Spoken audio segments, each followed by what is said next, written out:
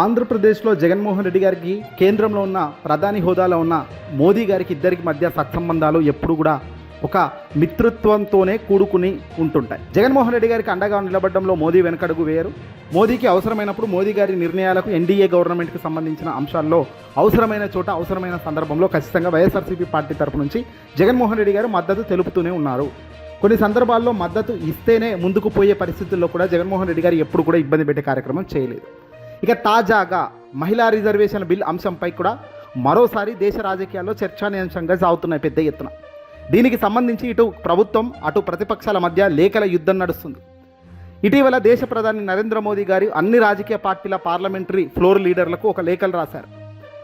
నారీ శక్తి వందన్ చట్టం ద్వారా మహిళా శక్తిని మరింత బలోపేతం చేయాలన్నదే ప్రభుత్వం ఎన్డీఏ సంకల్పమని ఆయన అందులో పేర్కొన్నారు. రాబోయే ఎన్నికల్లో దృష్ట్యా మహిళా రిజర్వేషన్ బిల్లుకు అన్ని పార్టీల రాజకీయాలకు అతీతంగా మద్దతు తెలపాలని, దీనిని ఏకగ్రీవంగా ఆమోదించాలని దేశ ప్రధాని నరేంద్ర మోదీ గారు విజ్ఞప్తి చేశారు.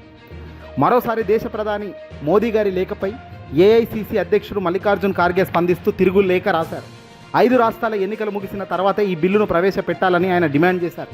కేవలం ఎన్నికల ప్రయోజనాల కోసమే ప్రభుత్వం ఈ బిల్లును ఇప్పుడు తెరపైకి తెస్తుందని ఖార్గే విమర్శించారు. అంతేకాకుండా ఈ బిల్లుపై చర్చించేందుకు తక్షణమే అఖిలపక్ష సమావేశాన్ని ఏర్పాటు చేయాలని కూడా ఆయన ఈ సందర్భంగా గట్టిగా డిమాండ్లను పెట్టారు.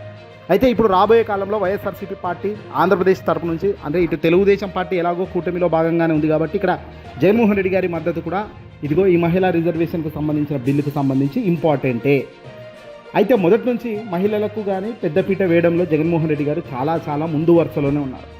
ఆంధ్రప్రదేశ్లో కూడా మహిళలకు పెద్దపీట వేశారు. ఆంధ్రప్రదేశ్ రాష్ట్ర వ్యాప్తంగా తను అధికారంలో ఉన్నప్పుడు, తన పరిపాలన అధికారంలో ఉన్నప్పుడు కూడా మంత్రులకు అవకాశం ఇవ్వడం కానీ, ఎమ్మెల్యేలకు మహిళలకు ఇవ్వడం కానీ, ప్రతి చోట మహిళలకు తల్లికి వందనం లాంటి గొప్ప సంక్షేమ పథకాల్లో కూడా మహిళలను పెద్దపీట వేయడం లాంటి కార్యక్రమాలు జగన్మోహన్ రెడ్డి గారు మెండుగా చేశారు.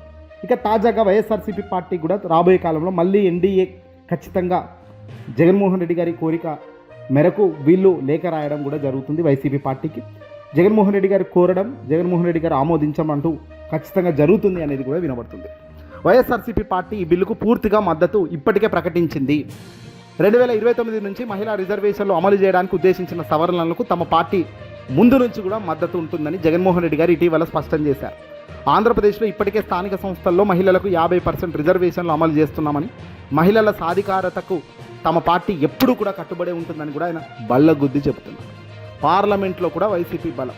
ప్రస్తుతం పార్లమెంట్లో వైసీపీకి గణనీయమైన బలం ఉంది. లోక్సభలో 4 స్థానాలు మరియు రాజ్యసభలో 7 స్థానాలు ఈ పార్టీకి ఉన్నాయి. ఏదైనా బిల్ ఆమోదం పొందడానికి మెజారిటీ అవసరమైనప్పుడు ఖచ్చితంగా ప్రతి ఓటు కీలకమవుతుంది. కాబట్టి వైఎస్ఆర్సీపీ పార్టీ జగన్మోహన్ రెడ్డి గారి మద్దతు ప్రభుత్వానికి అత్యంత ముఖ్యమైనది. ఎన్డీఏకు ఇక ప్రధాని లేఖ, ఇటీవల ప్రధాని మోదీ గారు రాజ్యసభలోని అన్ని రాజకీయ పార్టీ ఫ్లోర్ లీడర్లకు వ్యక్తిగతంగా లేఖలు రాశారు. వైసీపీ పార్లమెంట్లో ప్రాతినిధ్యంగా ఉన్న ప్రధాన పార్టీ కాబట్టి ఆ పార్టీ పార్లమెంటరీ పక్ష నేతలకు ఖచ్చితంగా కూడా లేఖ అందే ఉంటుంది. రాజకీయాలకు అతీతంగా అందరూ ఏకతాటిపైకి వచ్చి 2029 నాటికి రిజర్వేషన్లు అమలయ్యేలా సహకరించాలని ప్రధాని మోదీ ఈ లేఖలో కోరడం, జగన్మోహన్ రెడ్డి గారు వెంటనే హుటాహుటిన తాను సైతం యాక్సెప్ట్ చేయడం లాంటివి జరుగుతున్నాయి. బహుశా ఏప్రిల్ 16 నుంచి ఏప్రిల్ 18 వరకు జరగనున్న ప్రత్యేక పార్లమెంట్ సమావేశాల్లో ఈ సవరణలపై చర్చ జరగబోతున్నట్టుగా తెలుస్తుంది. కాకపోతే కొన్ని రాష్ట్రాల్లో ఎన్నికలు జరుగుతున్నాయి కాబట్టి ఆ ఎన్నికలు అయిపోయిన తర్వాత ఇది చర్చకు వస్తే బాగుంటుంది. ఎన్నికలు కాకముందే చర్చ పెట్టమాకండి అంటూ కాంగ్రెస్ పార్టీకి సంబంధించి ఖార్గే గారు అయితే డిమాండ్ చేస్తున్నారు. దీనిపై మరి ఎన్డీఏ ప్రభుత్వం, మోదీ గారి సర్కార్ ఎలాంటి అడుగులు వేస్తుందో చూడాలి. ఒకటైతే వాస్తవం, జగన్మోహన్ రెడ్డి గారికి మోదీ గారికి మధ్య ఉన్న సత్సంబంధాలు కావచ్చు, మిత్ర బంధం కావచ్చు, ఒకరి అవసరాలకు మరొక పార్టీ అండగా నిలబడే విధానం చూస్తుంటే నిజంగా ఇది ఒక రాజకీయంలో ఉండాల్సిన వాతావరణమే. ఏదో కూటమికి అనుకూలంగా, కూటమికి మద్దతుగా వాళ్ళందరూ ఒకటై ఉన్నారు. టీడీపీ, జనసేన, బీజేపీ, ఎన్డీఏ వీళ్ళంతా ఒకటి కాబట్టి మేము ఇవ్వము అనుకోవడం కాకుండా జగన్మోహన్ రెడ్డి గారు అంశాల వారీగా జగన్మోహన్ రెడ్డి గారు ముందుకు పోతున్నారు. వ్యక్తిగతంగా రాజకీయాల కక్షలకో లేకపోతే ఇంకోటో ఈగోలోకో పోకుండా పార్టీ పరంగా క్రమశిక్షణగా మహిళలకు ఏం జరుగుతుంది, ఈ బిల్లు ద్వారా ప్రజలకు ఏమైనా మేలు జరుగుతుందా, పలానా బిల్లు వల్ల మేలు జరుగుతుందంటే మాత్రం పార్టీలకు అతీతంగా, వ్యక్తిగతంగా అతీతంగా అన్ని పక్కన పెట్టి కేవలం పొలిటికల్ ఆస్పెక్ట్లో పొలిటికల్ లీడర్గానే ముందుకు వెళ్ళడం నిజంగా ఇది ఒక మంచి ఆలోచన.